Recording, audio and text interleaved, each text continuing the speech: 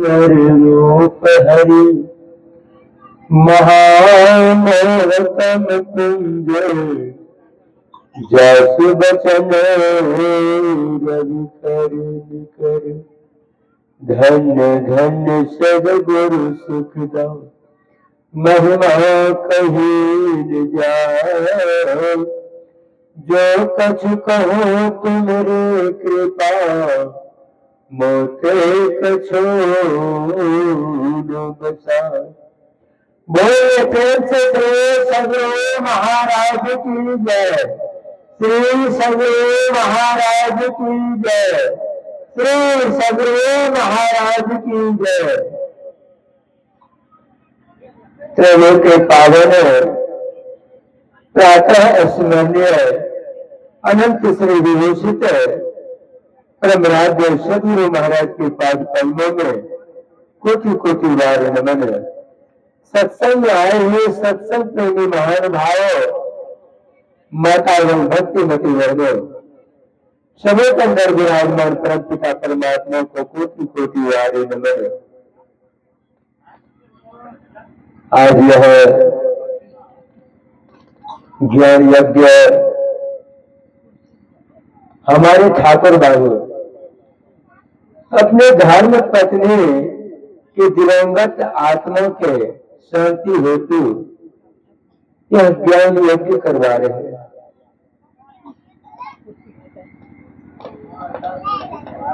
यह यज्ञ सारे यज्ञों से यह यज्ञ श्रेष्ठ कहलाता है। यह यज्ञ साधारण यज्ञ नहीं है। इस यज्ञ में होने से सारे पाप क्षय हो जाते हैं। कहते हैं भगवान कृष्ण गीता में अर्जुन को समझाते हैं अन्य क्षेत्रे कृतं पापम पुण्य क्षेत्रे विनश्यते पुण्य क्षेत्रे कृतं पापम वज्रलेपो भविष्यति। अन्य जगह का किया हुआ जो पाप है इस ज्ञानमय यज्ञ में होने से सारे पाप क्षय हो जाते हैं। और इस यज्ञ में थोड़ा सा भी झूठ सांच हो जाए तो कहते हैं संसार के किसी तीर्थ में जाने से यह क्षय नहीं होगा, यह वज्र के समान हो जाता है। इसलिए साधारण यज्ञ नहीं है। हमारे ठाकुर बाबू अपने पत्नी के धर्म पत्नी के दिवंगत आत्मा के लिए या शांति के लिए यह यज्ञ करवा रहे हैं। कभी साहित्य वाणी में आया है भक्त मरे क्या रोइए जो अपने घर को जाए, रोइए साकत बापुरा जो हाथों हाथ बिटाए। भक्त का शरीर जब छूटता है उसके लिए चिंता मत कीजिए। वो तो भगवान के घर गए, अपना घर गए। रोइए उसके लिए जो कभी जीवन में भगवान का भजन नहीं किया, कभी सत्संग में नहीं गया, उसके लिए चिंता कीजिए। यहां से जाएगा तो क्या लेकर के जाएगा है पता। कबीर साहब कहते हैं कबीर सो धन संचय जो आगे का हो, सिर चढ़ाए गोठ हो जातन देखा तो। ऐसा धन जमा कीजिए कि जाने के समय में काम आवे। यह धन तो यही रह जाएगा, क्या जाएगा साथ में, कुछ जाएगा नहीं जाएगा। एक कवि ने लिखा है धर्माने गो गच्छति जीविका धनाने भू बहु पस्वस गोष्ठे नारी गृह द्वारे जनः परलोक मार्गे धर्माने गो गच्छति जीविका। तुम्हारा धन जो है यही तक रहेगा। पत्नी द्वार तक साथ देगी, बेसी करेगी तो द्वार तक रोएगी। समाज के लोग आपको स्मशान घाट पहुंचा देगा। आधार न हुआ, कोई गेस्ट आता है देखते ना, आधार निकल जाते हैं ना, तो समाज के लोग आपको आधार करके स्मशान घाट पहुंचा देगा। लेकिन जो आपका साथ किया गया, कुछ गया, कुछ नहीं गया। यही एक नेकी और बदी है जो है आपने संसार में रह करके परमात्मा का जो भक्ति आपने किया, यही भक्ति आपका साथ जाएगा। ए बच्चा सर, ए बच्चा सर, जो आपने भक्ति किया है यही भक्ति आपका साथ जाएगा, और कुछ यहां से जाने वाला नहीं है।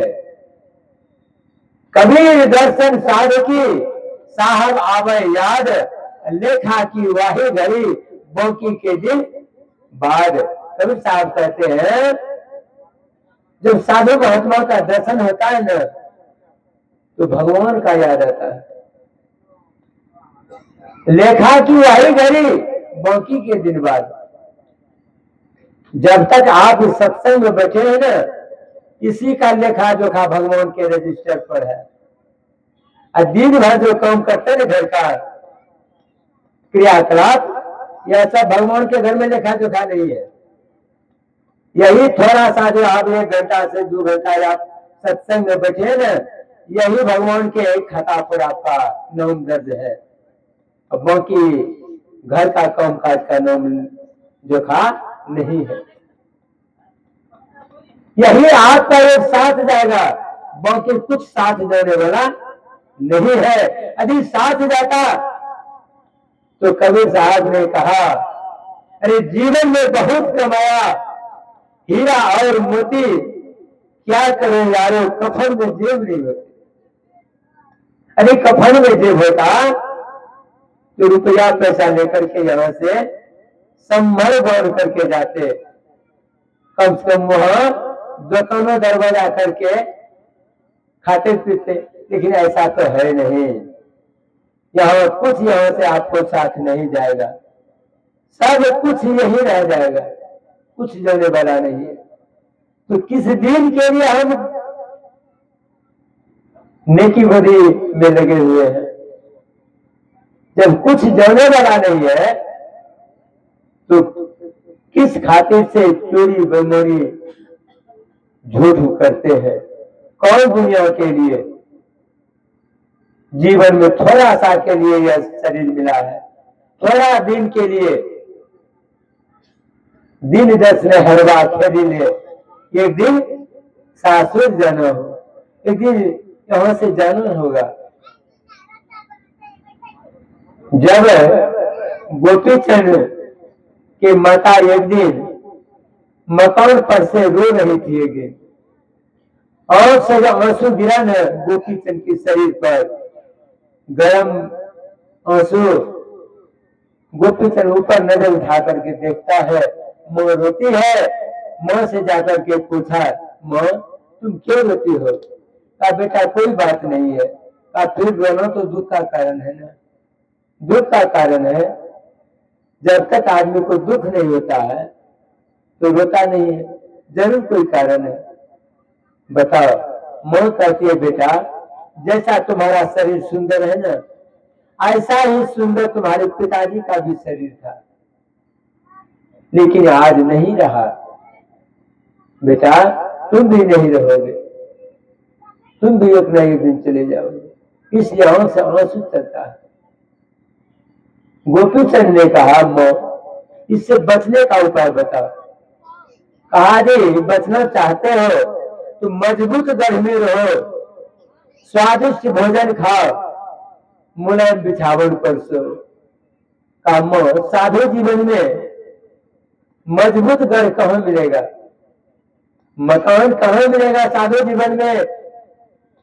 कहीं खीर मिलेगा खाने के लिए और कहीं भूखा सोना पड़ेगा। साधु जीवन में मजबूत मकान कहाँ मिलेगा, मजबूत घर कहाँ मिलेगा? और माँ कहती है कि स्वादिष्ट भोजन खाना, स्वादिष्ट भोजन कहाँ मिलेगा? और मुलायम बिछावन तो सब तकिया गद्दा कहाँ मिलेगा? कहा बेटा तुम नहीं समझा। मजबूत घर है, सत्संग ऐसा मजबूत घर संसार में कहीं नहीं है। बेटा सत्संग में रहोगे तुम्हारा कोई कुछ बिगाड़ नहीं सकता है। और स्वादिष्ट भोजन खाना, भूख लगे तब भोजन करना। और मुलायम बिछावन पर सुनो। जब नींद आवे तब सुनो। नींद होने के बाद टूटा खाट भी जो है ना, बड़ी आनंद आता है सोने में। समझ में आ गया गोपीचंद को। देखिए सत्संग ऐसा मजबूत घर संसार में कहीं नहीं है। यदि सत्संग में रहेंगे ना, सत्संग में सुख चैन मिलेगा, हलवा पूरी पकवान मिलेगा, रहने के लिए मकान मिलेगा, आदर और सम्मान मिलेगा। है कुछ बाकी? कुछ बाकी नहीं है।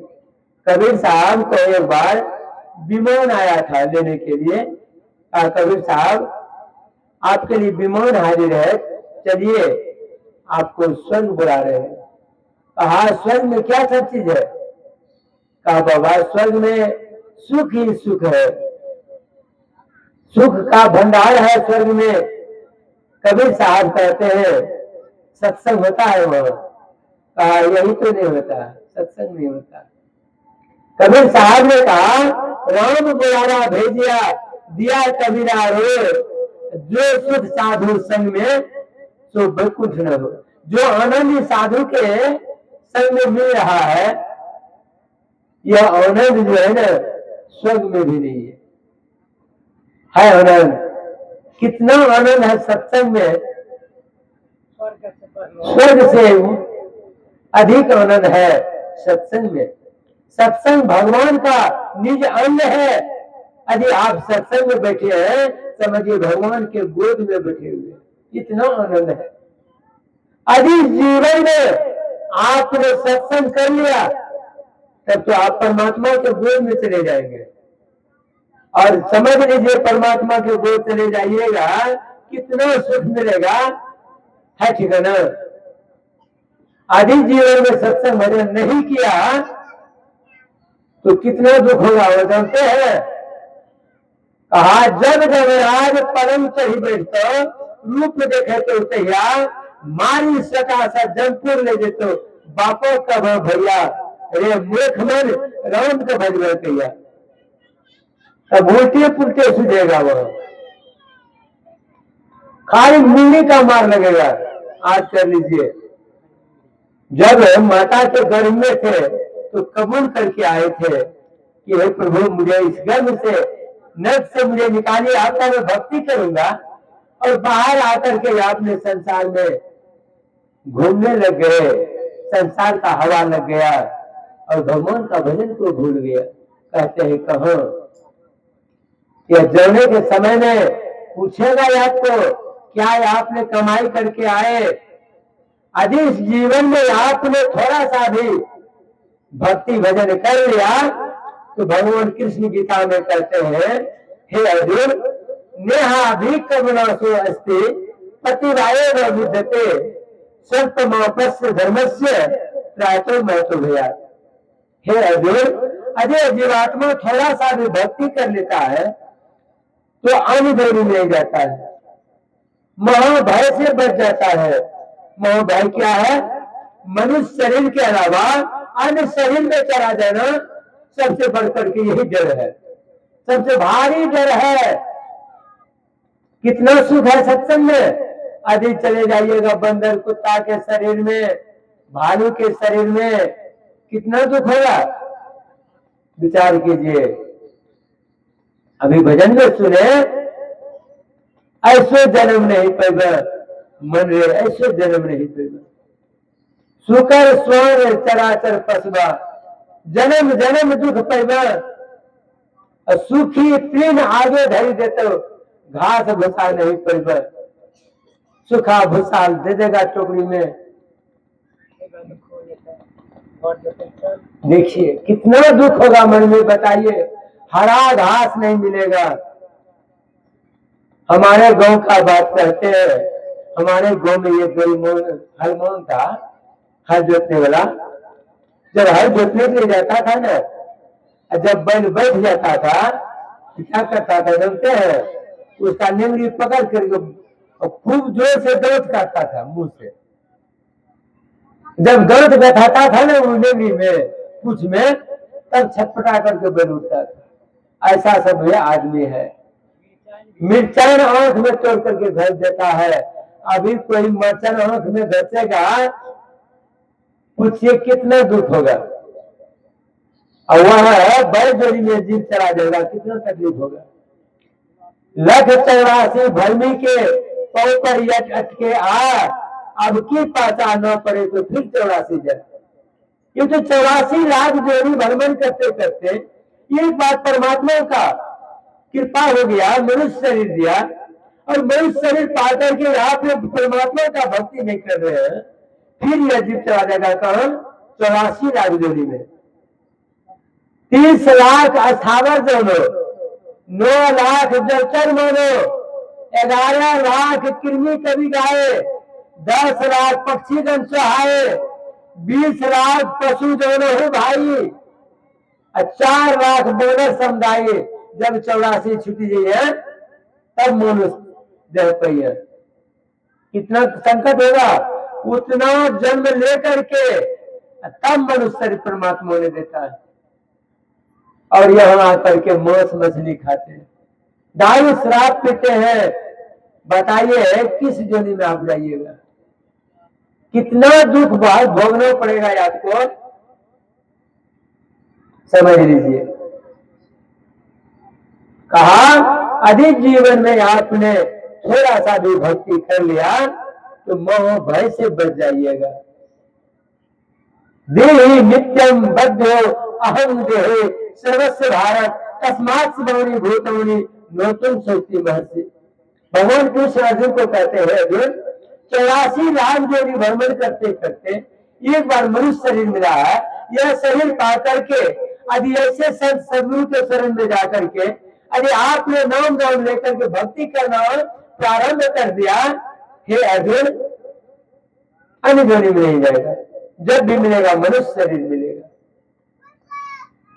संत कबीर साहब कहते हैं, भक्ति बीज विषय नहीं, जो जुग जाए अनंत, ऊंच नीच घर जन्म ले तो संत के संत। भक्ति का संस्कार जिसको एक बार पड़ गया है तो बार बार मनुष्य शरीर दिलाएगा, चाहे नीच जाति में क्यों नहीं हो जाए। नभाजी महाराज जाति के लोग थे, क्या उसका संस्कार घट गया था? कितने बड़े संत थे नभाजी महाराज। रविदास जी महाराज जाति के तमाम थे, क्या भक्ति का संस्कार घट गया? नहीं घटा, संस्कार वही रह गया। नभाजी महाराज एक बार भंडारा दे रहे थे, नभाजी जाति के ब्रह्म थे और तुलसीदास जाति के ब्राह्मण थे। निमंत्रण देने के लिए गए थे तुलसीदास को। तुलसीदास समझ गए नभाजी महाराज होने वाले हैं। तुलसीदास जी गुफा में प्रवेश कर गए और शिष्य से कहा, नभाजी महाराज आएंगे ना, कह देना ध्यान पर बैठे हुए हैं, अभी नहीं उठेंगे, लौट जाएंगे। नभाजी पहुंच गए। शिष्य से कहा कि रविदास जी महाराज कहाँ है? कहा कि ध्यान करते हैं। कहा बोल दो एक बार कि नभाजी आए हैं। गया और कहा अभी नहीं आएंगे, ध्यान पर बैठे हुए हैं। नभाजी महाराज पहुंचे हुए संत थे। नभाजी महाराज अपना योग बल से इतना पेशाब लगा दिए तुलसीदास को कि छटपटा करके गुफा से निकले। और जैसे निकले कहा नभाजी महाराज से, कहिए महाराज जी कैसे आना हुआ? कहा पहले जाइए आप पेशाब से आइए, आपके पेशाब से भी मैं गया गुजरा हूं। हम आपको बुलाए, आप नहीं आए, पेशाब का तलब आया, बाहर निकलना पड़ा। जब आए उधर से कहा कहिए महाराज कैसे आना हुआ? कहा कि आज कल जो है ना हम भंडारा दे रहे हैं, उस भंडारा में आपको निमंत्रण देने आए हैं, कल 12 बजे पहुंचना है। बहुत सारे संत आ रहे हैं, आपको भी मैं आमंत्रित करता हूँ। तुलसीदास जी चलिए। नभाजी महाराज वहां से चले। तुलसीदास जी मन में सोचा जाति का डोम है और हम जाति के ब्राह्मण हैं और जाएंगे भंडारा खाने के लिए, लोग क्या कहेगा, हम बड़ा जाते हैं अनावादी जाति के नीचे है, क्या कहेगा। तुलसीदास जी क्या किए, 4 बजे पहुंचे, 12 बजे का निमंत्रण और 4 बज गया। सोचा मन में सब चला गया होगा भंडारा करके, अब कम समय बचा है, अब जाकर के जाकर मंत्री हम पूर देते हैं जाकर के। जितने संत महात्मा आए थे ना, तुलसीदास जी के आशा में बैठे थे, वैसे सब कोई सबको देख लिया। तुलसीदास जी पहुंच गए। तुलसीदास जी ने कहा शिष्य जाओ बोल देना नभाजी महाराज को कि तुलसीदास जी पहुंच गया है। जैसे कहा नभाजी महाराज ने कहा जाओ तुलसीदास को बोल देना अब जगह नहीं है बैठने का, पत्ता भी खत्म हो गया, क्या चीज में देंगे भोजन करने के लिए, क्या को बोल दो। शिष्य आकर के कहा महाराज जी, नभाजी महाराज ने कहा जगह नहीं है, पत्ता भी नहीं है, क्या चीज में देंगे भोजन खाने के लिए। तुलसीदास जी ने क्या किया, अपना दोनों जूता दे दिया शिष्य को, कहा नभाजी को कह देना एक जूता में भात एक जूता में दाल दे देगा, हम खड़े खड़े खा लेंगे। जैसे सुना नभाजी महाराज आकर के अहंकार खत्म हो गया, आकर के तुलसीदास जी को भार पना पकड़ करके हृदय से लगा लिया। जैसे हृदय से लगाया तुलसीदास जी का आत्मदृष्टि खुल गया। उसी समय आत्मदृष्टि खुल गया तुलसीदास जी का और महान बन गए तुलसीदास जी।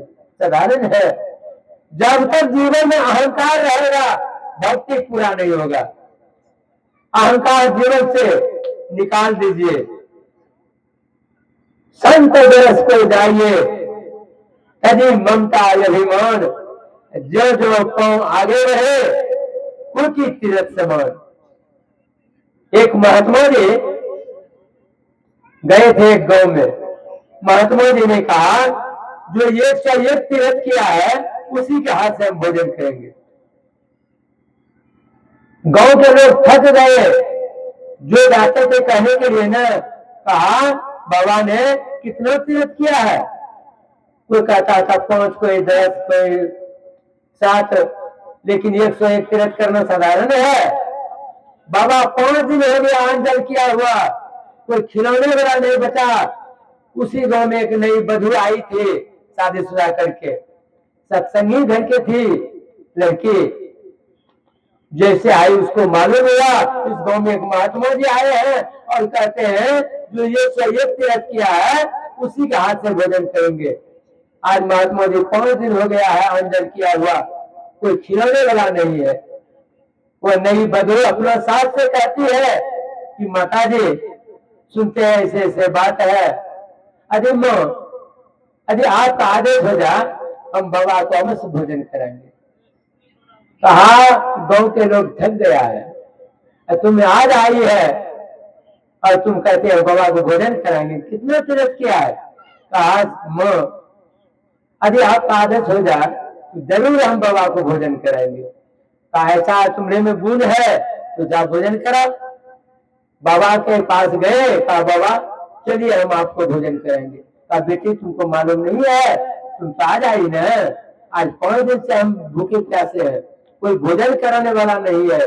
जो 101 तीर्थ किया है उसी के हाथ से हम भोजन करेंगे।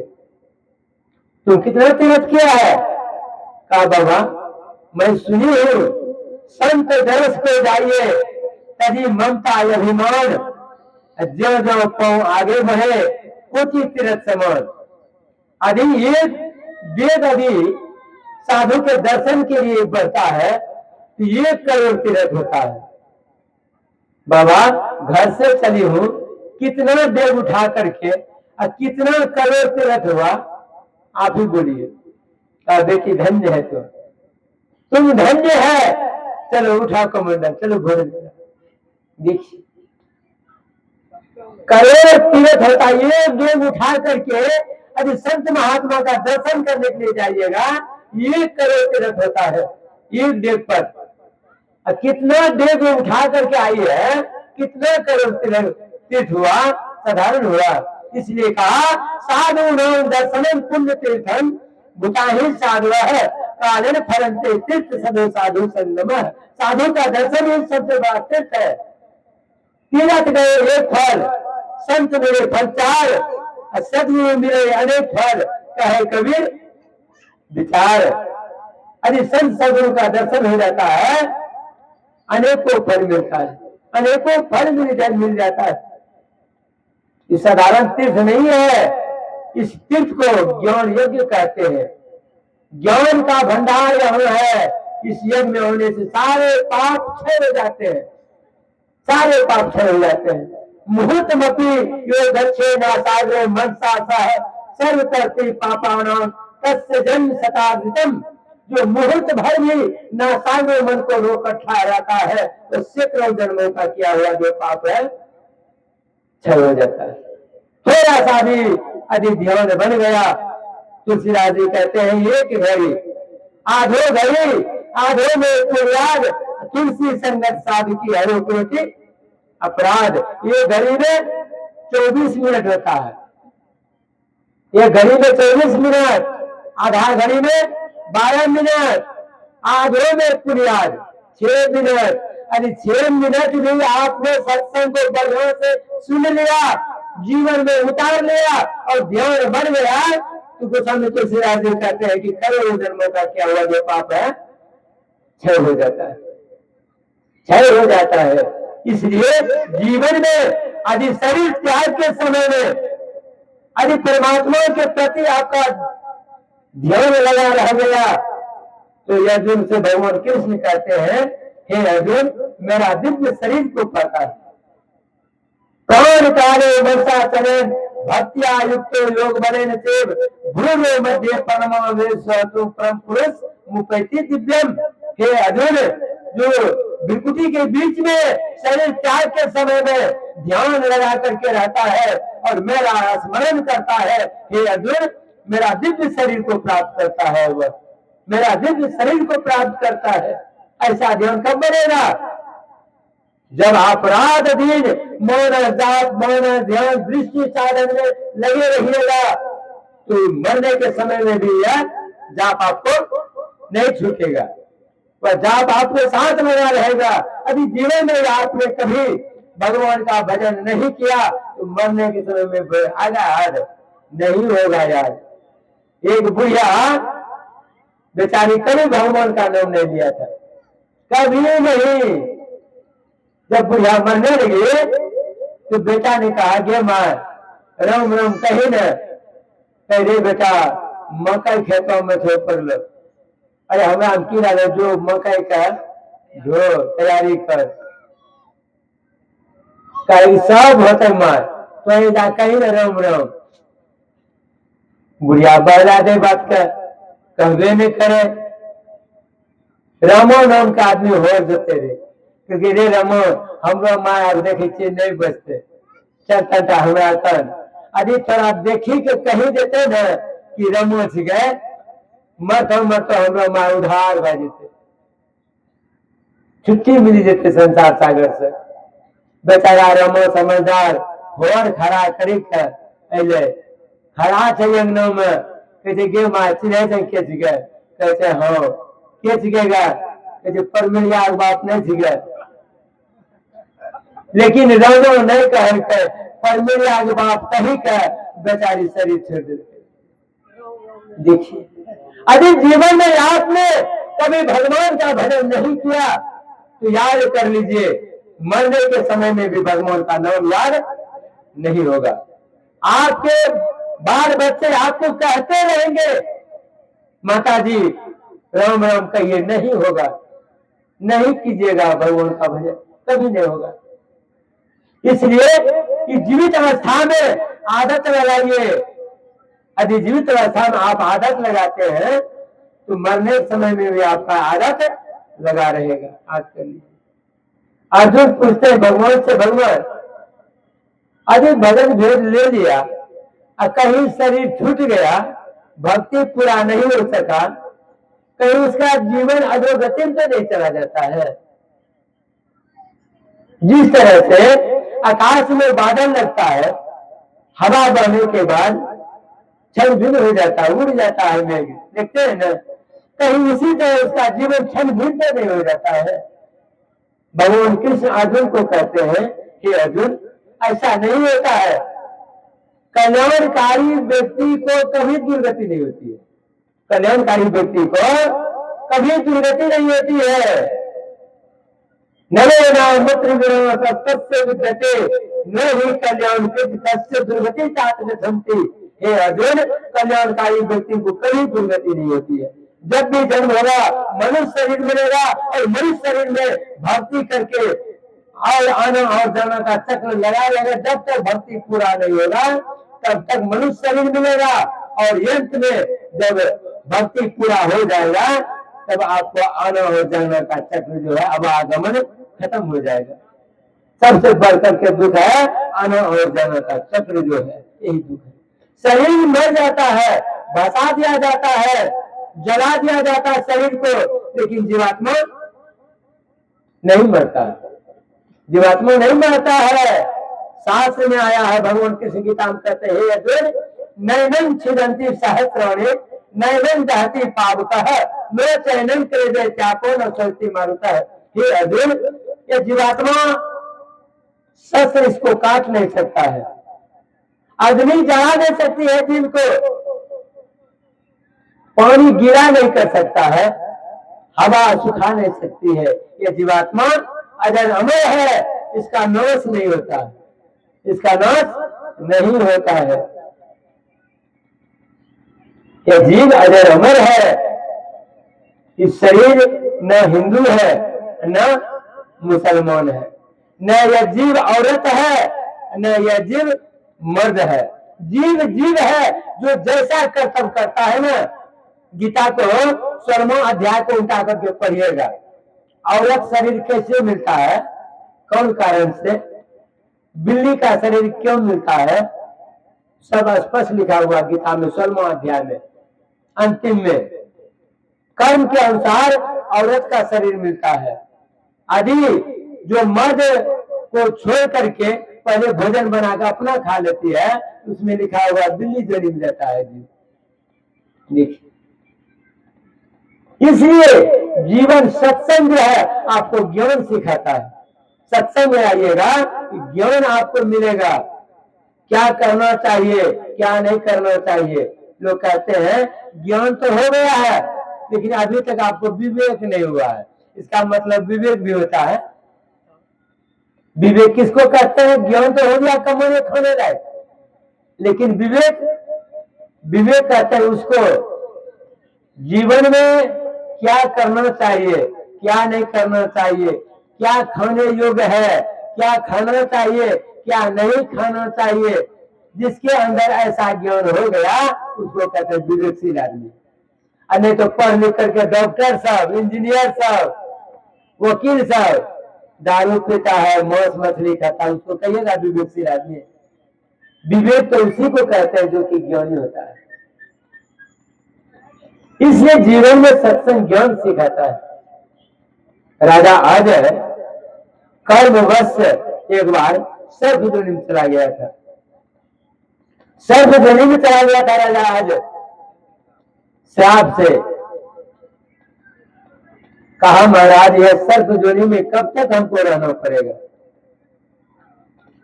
कहा, जब तुम्हारे खानदान में परिवार में यदि कोई संत जन्म लेगा न और सत्संग करवाएगा जन्म पर, तब तुम्हारा सर्पध्वनि जो है खत्म हो जाएगा।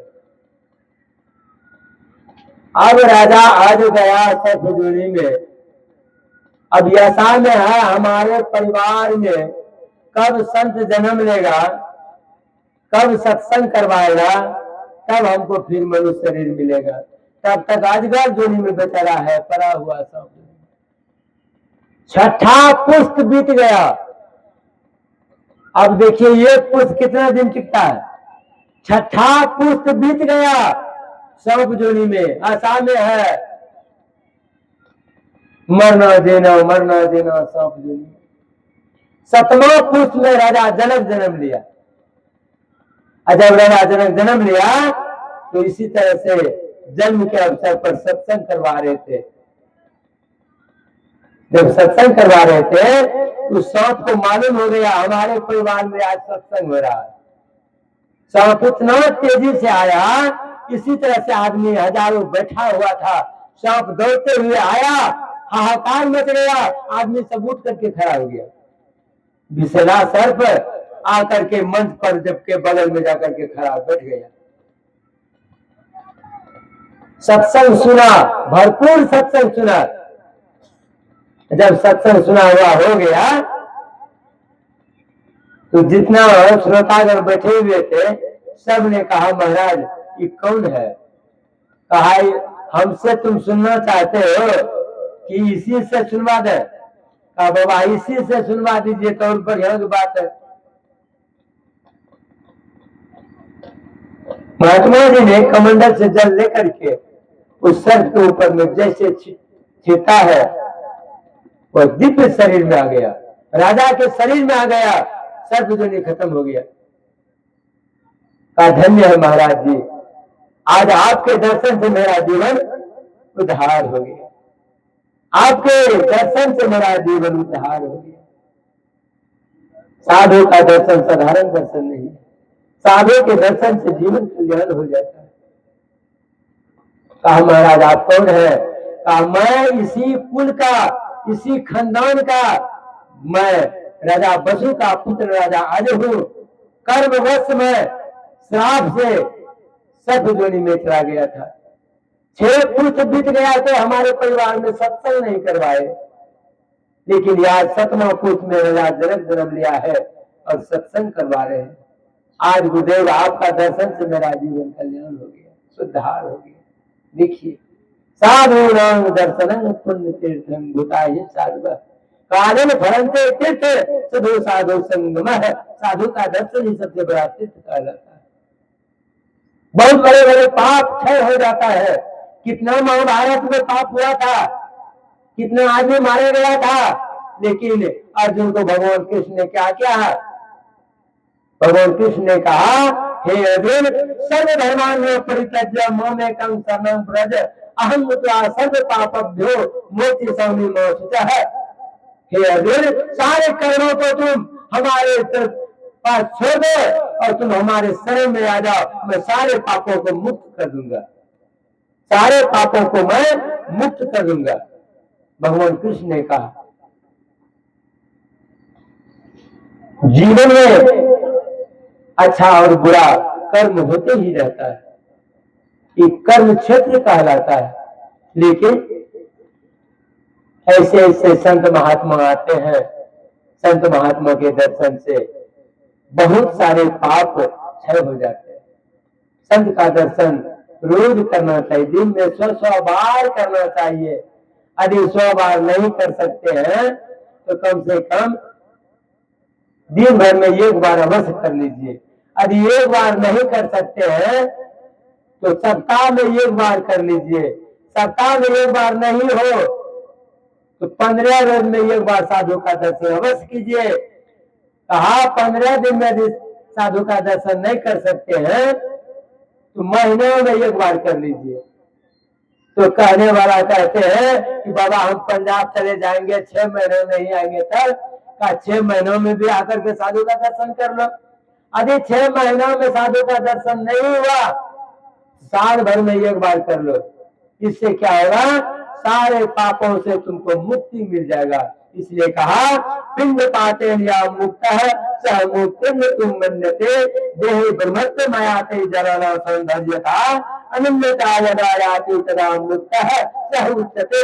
मरने पर जो मुक्ति मिलती है वह मुक्ति नहीं है। अरे मुक्ति तो वह है जब जीवित अवस्था में जीवात्मा परमात्मा को प्राप्त कर लेता है।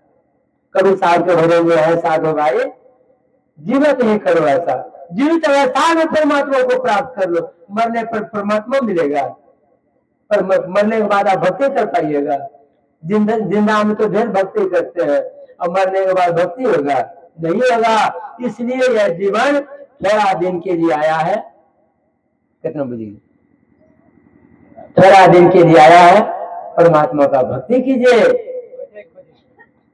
इसलिए जीवन परमात्मा ने दिया है मनुष्य शरीर। अंदाजे हम मन बुझाई, मनुष्य शरीर परमात्मा ने दिया है। इस मनुष्य शरीर में आकर के आप भक्ति कीजिए, फिर यह शरीर थोड़ा मिलेगा, नहीं मिलेगा। एक आदमी को के है क्या कहा, मनुष्य शरीर में मिला है तो खूब दारू शराब पीते हैं, मर जाएंगे तो शरीर मिलेगा, मिलेगा फिर दारू पीने के लिए। अब बताइए, कोई काहू मगन और कोई काहू मगन। कहा है, तीन भर मछली खा के कोटी गाय कर दान, अकाशी करवट जो मरे फिर भी नरक निधन। तिल कितना छोटा होता है, यदि उतना साधु आपने मछली जीवन में कभी खा लिया है तो काशी में जाकर के मरिएगा ना तो मुक्ति नहीं मिलेगा, फिर भी नरक में जाना पड़ेगा। मांस मछलियां खाता है सुरापान से हेत, अते नर से जस मूली का खेत। मूली का खेत देखते हैं ना, वो खाते हैं, जड़ समेत उखड़ जाता है, उसी तरह से जड़ मूल से उखड़ जाइएगा, फिर मनुष्य शरीर नहीं मिलेगा, याद कर लीजिए। इसलिए परमात्मा ने मनुष्य शरीर दिया है, इतना उत्तम शरीर दिया है। अब कहते हैं कि बड़े घर के बधू सत्संग में नहीं जाती है, तो कबीर साहब कहते हैं बड़े घर की बड़ी बहुरिया सत्संग में नहीं जा, अतः ही कारण कुतिया घर घर डंका खाए। सत्संग में आइएगा ना तो जीवन चला जाएगा कुतिया धोनी में, जिसका यमुना घुसेगा ना लगा लाठी। एगो कुतबा ढुक रही भोर हंडी में रहे, खिचड़ी बने रहे, संजोग से कुतबा मुड़ी गई लस्की गली, आ घर भैया जब देखल के जब लाठी दिए लगले न जोड़ो पर, कुतबा का कुछ सुझे। अब कुतबा टकरे भीतर का खुट्टा में, अब गए हंडी भंगी के, अब सुझ रहे कुतबा भाग रहे ओकरा गाँव के 10-20 कुत्ता कुछ दवा न मार गए बिहारी में, सिसवा वाला बिहार में पकड़ लगे भिट्टा में, कहिया देर कोई कंठी नहीं देखे गला में बोकनो रहबे कर ले हंडी वाला, कहिया मिलो कंठी कौन मतम ले रहे भजन भेद, कबीर मतम ले रहा है कि हर हर महादेव में ले रहा है कि संत मतम ले रहा है। कुतबा कहे कंठी ले लागलो थे 10 लाठी, कुतबा कहे कि कंठी ले में लागलो थे 10 लाठी, कहे लाठी तो लागलो सही है सुधर में तब न कंठी ले लेने चाहिए, कहे के मतलब खैनी खाए रहे छे, दाना पीबी रहे छे, किए थे सुधर में तब न। कुतबा ने कहे कुतबा से देखिए, जीवन यदि आप बनना चाहते हैं, जो निज घट रस्ता हो तो अपने को 5 पाप से हरदम खूब बचाओ। हाय एक झूठ है, नशा है दोसर, तेसर नारी पर के हो, चौथी चोरी, पंचम हिंसा, से न लगाओ। यदि जीवन में परमात्मा को प्राप्त करने के लिए चाहते हैं, परमात्मा को प्राप्त करने के लिए चाहते हैं, कि 5 चीज को जीवन से उखाड़ करके फेंक दीजिए। एक झूठ, नशा है दोसर, तेसर नारी पर के हो, चौथी चोरी, पंचम हिंसा, जिससे नहीं लगाओ, भगवान को हटा दीजिए। कबीर साहब ने कहा है, पर नारी पहली छुरी तेज छुरी, पर नारी दूसरा का नारी, पहली छुरी तेज तलवार की तरह धार है उसमें, पर नारी पहली छुरी 3 तरफ से खाए, धन हरे, यौवन हरे, अंत में घोर नरक ले जाए। कबीर साहब का वचन है। दूसरा नारी से आप मोहब्बत कीजिएगा, प्रेम कीजिएगा तो 3 तरफ से खाएगा, पहले आपका धन समेटेगा, वो धन हरे, शरीर को हरेगा, यौवन हरेगा, वह यौवन हरे, अंत में वो घोर नरक में ले जाए।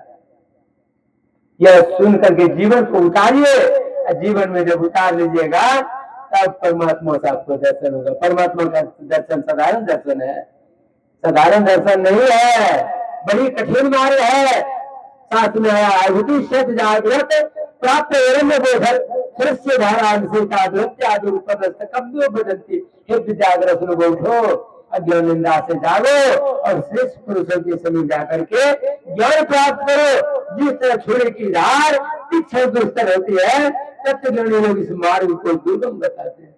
बड़ी कठिन मार्ग है, छुरा के तलवार के धार के तरह तेज है, इस पर चलना साधारण नहीं है। हमारे शिष्वा में परसों से ध्यान साधना है, सबका हार कपता है, 8 घंटा कैसे बैठेंगे? 5 घंटा ध्यान में और 3 घंटा सत्संग में, 8 घंटा बैठना पड़ेगा। अब गुरु महाराज के वचन में है, आओ वीरो मत बनो, मर मर करके भाग लीजिए, तब मदन, वैसे न। बड़ी कठिन रहता है।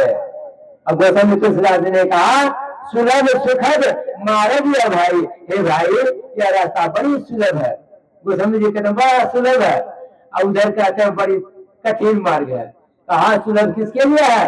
जो इस रास्ता को तय किया है उसके लिए सुलभ है, जो इस रास्ता को तय नहीं किया है उसके लिए कठिन रास्ता है, बड़ी कठिन है। दयानंद बाबा जा रहे थे, कुछ आदमी बाबा को देखकर हंसने लगा, और बाबा सब दही चूड़ा खाए के मोटा गए। दयानंद बाबा तो ये रहबे कर रहे। दयानंद बाबा कहे कि देखो नुनू, कौन कम करे छो? कल कहे कि हमें तो कोदरा पड़े की रोज दे कल के 300 टका रोज खाए दे 2 टाइम। कहते हमें तो 3 टाइम देबो खाए ले, दही चूड़ा चीनी और बैठा के खेले बोल, कौन धंधा नहीं करे बोल, बैठना में से तरह। और 300 ना, हम तो 500 टका रोज देबो। सब युवक ने करके एक से बढ़िया कम कौन बैठले न बढ़िया।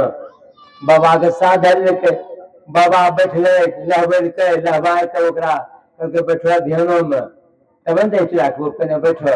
बाबा जैसे बैठले ध्यान में, इहो सबके बैठल के ध्यान में। जब ध्यान में बैठले 10 मिनट में अब्बे तब्बे करा रहे सब।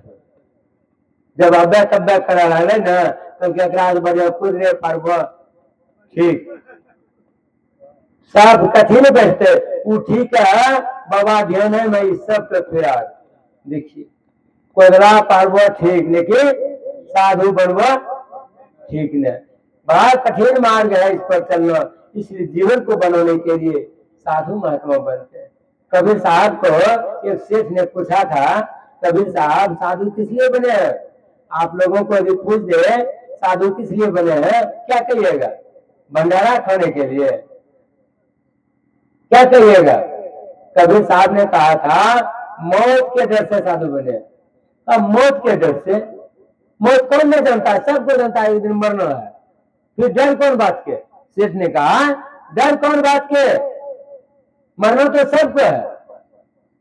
कहा हे सेठ जी, कबीर साहब ने कहा हे सेठ जी, आज दिन से 7वां दिन आपका मौत लिखता है। कहते हैं कौन जानता है मौत, किसने जानता है? 7वां दिन आपका मौत लिखता है, याद कर लीजिए। अब तो सेठ लिखता है हवा गुजर गया, पानी चढ़ने लगा कि 7वां दिन अब दुनिया में से चल देना है। मौत के डर से कितना भयभीत होता है आदमी। सेठ जी खाना पीना त्याग दिया। 7वां दिन कबीर साहब देखने के लिए आया, देखता है कि जिस तरह से तंदुरुस्त था सेठ जी, तो खटिया धर लिया। कहिए सेठ जी क्या हाल चाल है? मत पूछिए, कुछ सोचता नहीं है दोनों को ने। कहते तो है कि मौत से कौन नहीं, मौत को कौन नहीं जानता है। फिर इस तरह से बात करते हैं। कहा 7वां दिन 7 दिन होता है, सोमवार मंगल बुध बृहस्पति शुक्र शनि इतवार, 7 दिन में मौत होगा ना। यही 7 दिन में ही मौत होने वाला है। कितना डर लगता है मौत से कि खाना पीना छोड़ दिया। यही मौत के डर से हम लोग सत्संग करते हैं। कोई पूछे किसके डर से करते हैं, तो मौत के डर से करते हैं। आज हमारे ठाकुर बाबू ने, उनकी पत्नी धर्म पत्नी जो धर्म को मोने, तो धर्म पत्नी एक होता है गरम पत्नी। गरम पत्नी के विषय में जानते हैं? पति को गरम पानी ढालते रहती है, नचाते रहती है उस पत्नी, उसको कहते हैं गरम पत्नी। एक होता है धर्म पत्नी, एक ठो का नाम है वाइफ। वाइफ अंग्रेजी में कहते हैं वाइफ, जो अपने पति को लाइफ को खराब कर दे उसी का नाम है वाइफ। वाइफ जो है अपना पति का लाइफ को खराब कर देती है, इसी को कहते हैं वाइफ। तो धर्म पत्नी थी, भजन भेदी थी, आज उसके नाम पर यह इतना बड़ा ज्ञान यज्ञ हो रहा है।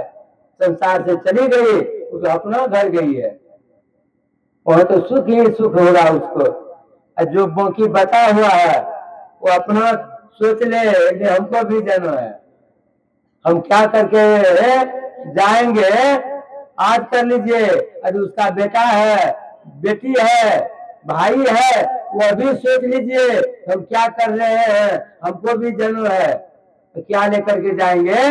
आज कर लीजिए, यदि आप जीवन में भक्ति नहीं किए हैं तो नाम लेकर के भजन भेद ले लीजिए और भक्ति कीजिए, जीवन का कल्याण होगा।